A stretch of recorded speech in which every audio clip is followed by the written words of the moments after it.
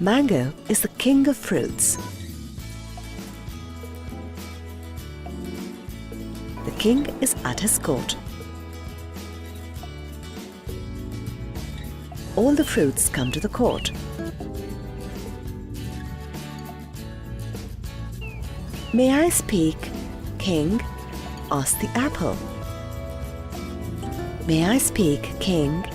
asked the orange. "May I speak, king?" asked the pear. "Of course you can, but one at a time," says the king.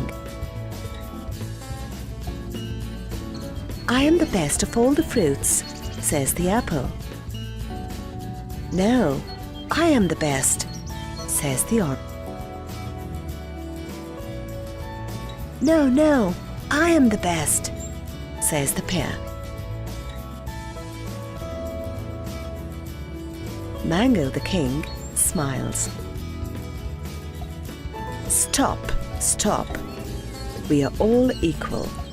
We are all healthy fruits," says the king. "We all have our own special taste." Pomegranate, a friend of the king, comes to the courtyard, says, "I am the fruit of Jannah, and I agree with the king that we are all equal." The orange, pomegranate, mango, apple and pear smile.